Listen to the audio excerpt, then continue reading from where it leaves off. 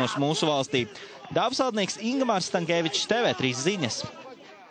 Aizvadītajā referendumā par divvalodību Rīgas mērs Nils Ušakovs apgalvoja, ka viņš atbalstīs krievu valodu kā otru valsts valodu tikai tādēļ, lai protestētu pret to, ka krieviski runājošiem Latvijā esot grūta dzīve.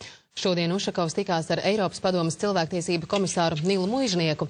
Muižnieks gan Ušakovam nepiekrīt un uzsver, ka krievu tautības iedzīvotājiem Latvijā slikti neklājas. Neskatoties uz to, ka abi Nili divvalodības referendumā balsojuši atšķirīgi, viņi esot nonākuši pie kopēja slēdziena. Ir jādara viss, lai krievu tautības cilvēki integrējas Latvijā. Neaizmirstot gan, ka pēdējie Eiropas Savienības pētījumi pierāda, krievu tautības nepilsoņiem nav tā sūrākā dzīve Latvijas teritorijā.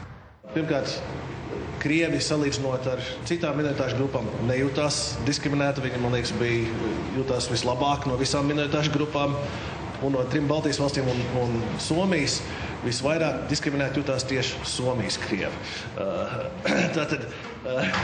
Tā situācija ar Latvijas nepilsoņiem nav tik traģiska, tomēr Ušakovs, ja? Salīdzinot ar Somijas krieviem, man grūti spriest, ja es tik tālu un tik daudz Somijā neesmu pavadījis laiku, lai parzītu un saprast, kas viņam tur notiek. Tas, ka Latvijā ir aptuveni 300 000 nepilsoņu, neprasot liekus komentārus. Ja tā situācija būtu tik traģiska nepilsoņiem, tad naturalizācijas gaita būtu stipri ātrāk. Domāju, ka tas stāvoklis ir pietiekami stabils un nodrošina to tiesību minimumu, ka cilvēki nejūt lielu motivāciju to darīt. Rīgas pašvaldība gan esot atradusi veidu, kas motivētu nepilsoņus naturalizēties. Piemēram, iespēja bez maksas apgūt latviešu valodu. Tieši tāpēc mēs runājam par tiem valodas kursiem arī tā kontekstā, lai cilvēki varētu pēc tam, ja tie ir nepilsoņi, iziet arī naturalizāciju, pateicoties bezmaksas piedāvājumu no pašvaldības.